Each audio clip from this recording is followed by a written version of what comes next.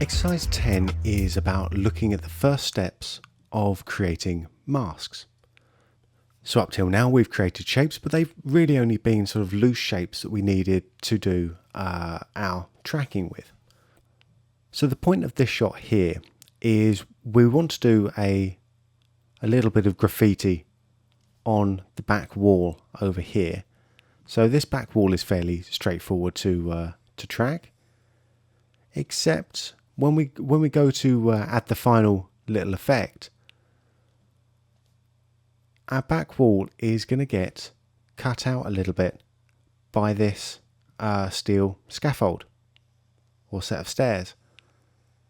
So what we're going to have to do is create a little mask for it, so that we can have our little logo or whatever we're going to draw at the back over here, but be cut out and see the mask in front of us, or the scaffolding in front of us, I should say.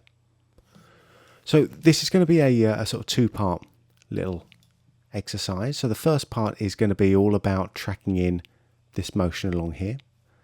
So let's start by doing that. We can get a bit of a nice little feature in here. So remember, we're looking for the texture, so we're going to get this area in here, and that's going to be quite a nice little plane that we're going to take in. Now, is it moving in perspective? Let's have a little look. I mean, there is some movement or rotation as it kind of moves around. It's not a huge amount of perspective, but we'll leave it turned on for now. So we'll just take that in there, and we will call this one rear wall track. And let's just quickly track that backwards. And you can see the cool thing about this planar tracker is we've basically gone out of bounds now. Let's set that as our first keyframe over in the layer properties. Yeah, we've basically gone out of bounds, but so long as our shape isn't changing, I think that's going to be okay. We can check that out with the surface in a little bit, but let's track that forwards for now. You see our minimum percentage of pixels used is set at 50, to sort of lose 50% of the pixels basically. And even here, as it starts to go out, I am getting more and more tempted to change this shape, because that's the cool thing, is that we can actually come in and change this shape up a little bit, and so long as it's still looking at that same plane, it's going to be all right. But I think the biggest problem we've got here is we've got the scaffolding coming in now. So I'm going to leave this track for later. So let's just come in and we'll turn off the process toggle there, and I'm also going to turn off the eye there, and let's get this scaffolding going on. Now there's a couple of different ways of doing these kind of masks. One way is to do everything within a single shape. So we're doing the tracking and the mask creation within a single shape. The other way of doing it, which is actually my preferred way of doing it, is doing the tracking on one layer, and then we create the shapes on another layer or another set of layers. So we have the tracking separate to the shapes themselves. And this means that I've got a bit more flexibility when it comes to what I'm tracking. So here, what I'm going to track is just this bit of scaffolding here. And I'm not going to track the, let's actually set the in point to this frame 70 here, because it's the first frame where we're really interested in it. Now I don't need to track anything apart from the translation really. I think it's all pretty much stays the same. Maybe I'll keep the scale on as well. And let's call this one scaffold track. I have to make another one because let's have a little look. This is going through very quickly, but it's also disappearing out of frame quite quickly as well. So let's just extend that out a little bit and track that forwards again. And we see that's still tracking through nicely. Boom, right to the end where we can't see it anymore, which is here. That's the last good frame that we've got. So I'll set my out point on the layer properties over on the left. So now I've got my in to out going on here, just containing good tracking data. So this looks weird. And this is another reason why I like the flexibility of having my tracking data on a separate layer, is that may look weird, but if we take a look at, let's undo that a moment and zoom in, so I can just grab, there we go, grab that there, take that to the full height. Yeah, so that may look weird, that little animation, but the underlying tracking data, if we just take a look at the surface, the underlying tracking data is still sound. Cool, great. So I'm happy with that. So that's the first section. We've got our track done for the scaffold, actually, and the track done for the rear wall. So what I'm going to do here actually is just make a new layer group. So have those selected, click on new layer group, and I'll just call this one's tracks. Turn off the visibility and the action on that. Actually, I do need to track the rest of the rear wall. So let's track this back on. Now remember, we're going to be using track mats as well here. So let's turn on my shape up at the top here. And under the mats, we'll have selected track mats, turn the mats on. And let's now see what happens to our rear wall as we track that through.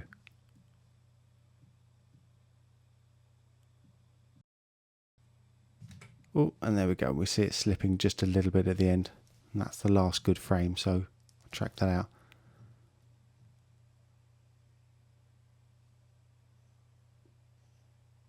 Now we may have been quite lucky with this one, actually, in that our scaffolding mat seems to animate on at the right time just to match that in. So if you're doing this on another piece of footage, on your own piece of footage, what might be more useful to do is actually create the full mat, as we're going to do in a second, the full mask, as we're going to do in the second, and then use that as the track mat afterwards. In this case, it's worked out all right though. But let's turn the visibility of this tracks off now and create another shape that's going to describe the scaffolding. And I'm only going to, well, we need to be a little bit more accurate now with this one than we were, or than we have been with our previous tracking shapes. So I'm going to zoom in using the Z and the X keys to move me around.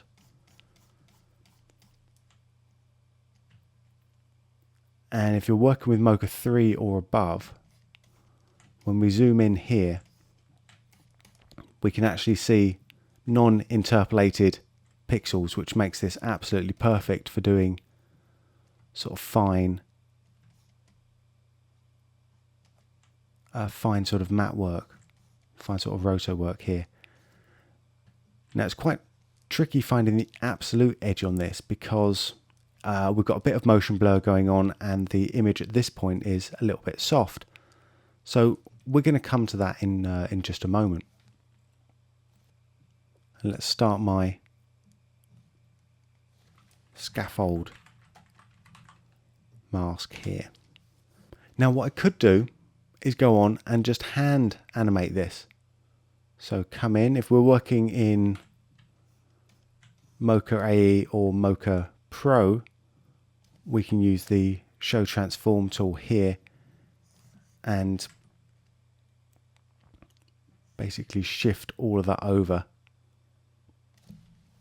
just as one object. But by hand animating it like this, we're going to have to go through and, you know, try and capture all of the sort of subtle movements of this camera move. And what's the point? That was the whole idea behind tracking it, was that we don't have to do that. We get a nice accurate little look and we save a whole load of time. So let's come down to our layer properties, and we're going to use our link to track and link this to our scaffold track here. let's make this a slightly different color. Let's make this one sort of yellow green. And let's just start set the in point of our project to frame 70, so that when we play this through, we've just got a frame range going on.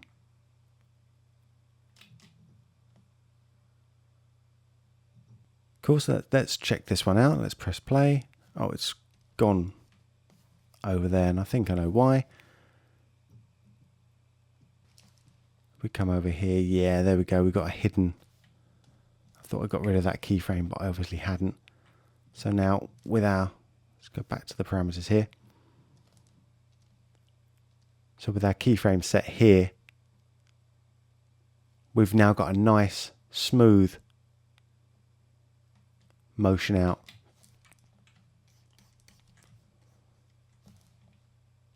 Let's take a little look from the first frame where it's matching in nicely to the final frame where it starts to go out. That still stays nice and sound. If there is a frame at any point, let's hit stabilize actually on this so that we can keep our shape in focus and see if if there's any point where it does go out a little bit. Well, I can see this side, the trailing edge here is a little bit out, but that's we're going to make that a bit soft, so it's going to be okay. I could just come in on the first frame and just fix it there.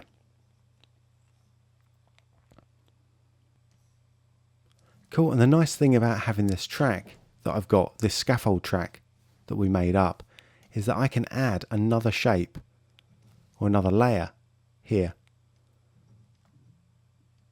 for this cross beam over here. Let's zoom in on this a little bit. I'll turn my transform tool off for the time being. And we'll add another couple of little control points using the add control points button up there, just so I get a bit of a nicer shape going on. Let's go back to our regular picker tool there. Cool, and that's not doing anything yet, so what we have to do is now link this to my scaffold track, and we'll call this one crossbar mask. And let's play this through. And generally that's fitting in quite nicely as well. Now, because the perspective's not quite right, this isn't going to fit in 100%. So what I'm going to do is add keyframes for the places where I need to, which is going to be, well, let's our out point on this one here. So we'll set our keyframes here. We can, if you want to, or if you're working with the Mocha that's bundled with After Effects, you're going to have to come in and change the control points manually like this.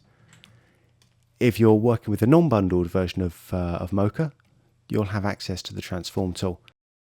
And this lets us do some quite powerful shape changes without too many hassles. So we can do nudging just with the cursor controls here, the arrows up and down, left and right. If we want to nudge quite a bit more, we have the shift key, and that does a nudge by 10. We can do the scalings we saw before, but what I'm doing here is I'm going to just hold down the command key or control key on Windows, and I can do a shear if I click and drag on any of these middle points here, or I can do a distort if I drag on any of the corner points. And this is going to be really, really useful for maintaining a nice consistent shape across the entire range of the clip. So here I'm going to come through, look where it's most out, which is around about here, because we haven't compensated for the distortion. I could have tracked this in separately, but it's going to be quite a simple job. Just again holding down the command or control key and checking that through. If I do have to add another couple of keyframes, I will do there, but that should be nice and straightforward. So let's have a look. We'll come in, we'll select all mats here. Put both of these into our scaffold group. So make a new group. Turn the layer outlines off, and we'll turn the mask up just a little bit. Press play. Not track, we just want to press play.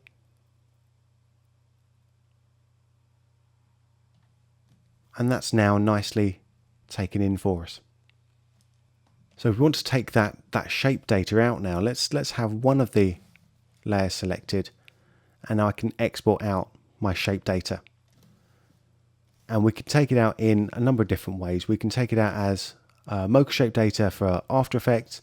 We can take it out as GMask data if you're working with Autodesk software.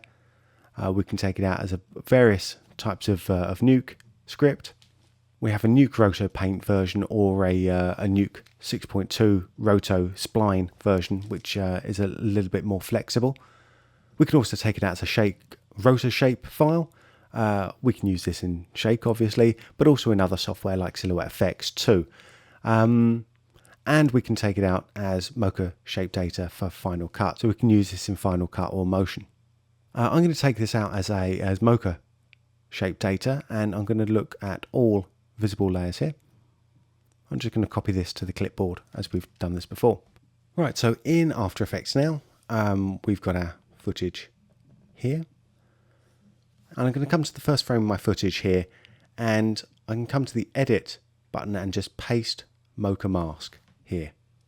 And if I use the Paste Mocha Mask function and I hit M, you can see now I've got my two mask layers coming in, and they're set to add, and they pop in and they do their work. Let's undo that. What I can also do, if I have the mochaShape plugin installed for After Effects, I can also just come in and paste that data in there, and that will come in as an effect, as the mochaShape effect here.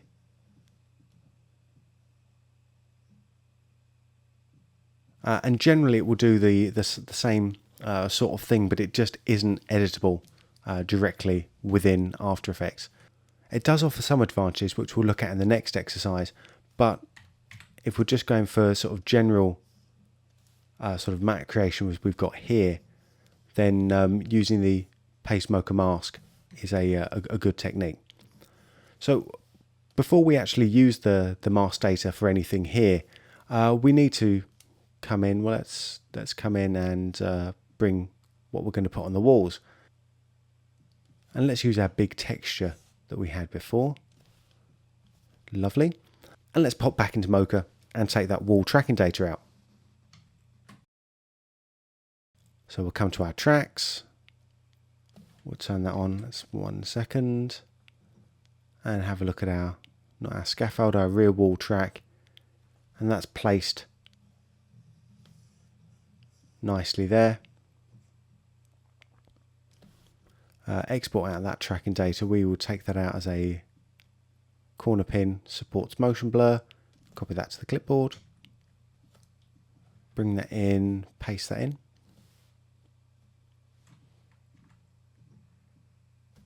Hit U. Oh, of course, it's only taken out the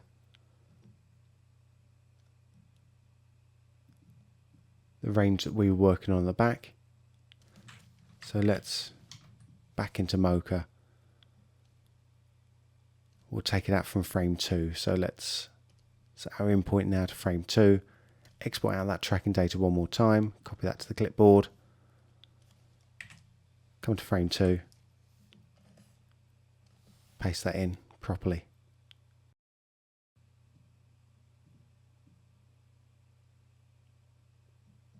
And that's fitting nicely. So the end point there. Yeah, it's fitting nicely, but of course we've got that problem where we've got the scaffolding coming over. So let's come back into Mocha, come over here and let's take a look at the last 70 frames here, where we'll turn on the turn off the surface and turn on the outlines again. Now, as we saw when we just brought it in to After Effects the last time, we were cutting out this area here and only showing this area, and that's because our blend mode is set to add. If I set that to subtract, so on both of those there, and let's just do the same things we did before. Let's have one of these selected. We're starting at starts at frame 70, so that's good to know. Export out that shape data, all visible layers, copy that to the clipboard. So back in After Effects now, let's come back to our first frame, and well, let's see what happens when we just paste it in as Mocha mask data here. Both of these are now set to subtract, and as we come in here, it's sweeping that across, so it is subtracting, but it's not quite doing it at the right time. The reason for that is because the way we took the transform data out, or the corner pin data out, is we took it out so it supports motion blur. So we do have position, scale and rotation going on. So that means that when this comes over, it's not going to be in quite the right place. So let's get rid of that there. Let's see what happens when we paste it in as a Mocha mask.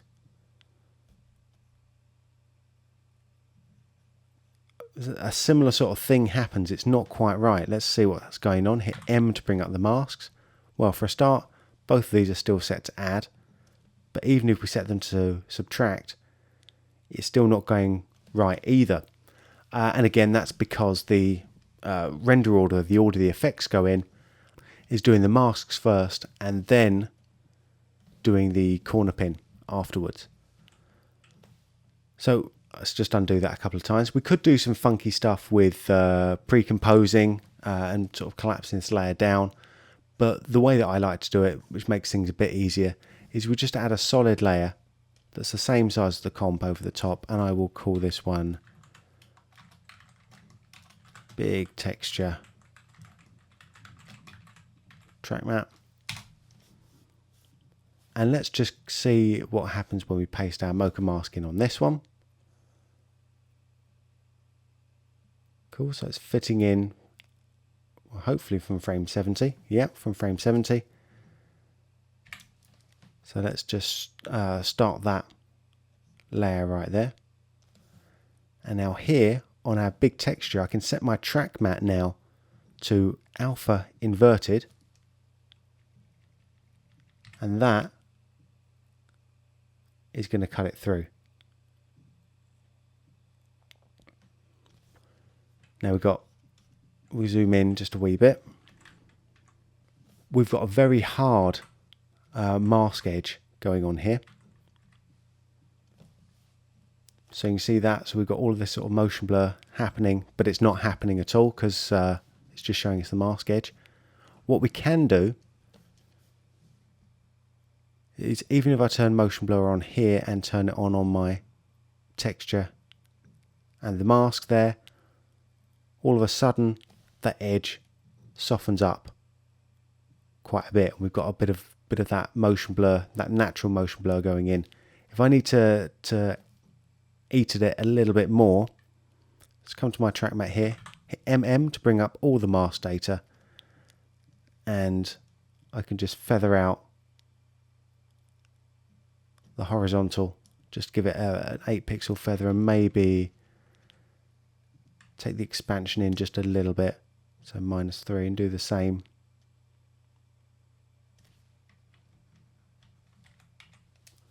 on the scaffolding there.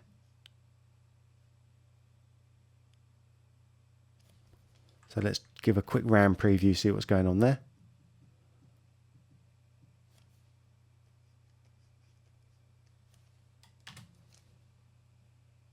And that's now got our nice texture being cut out with our mochaShape. So we've got the basic idea now of how we create mask shapes in Mocha. So what I did was I did the a regular little track just with scale and position to kind of get my scaffold track in here.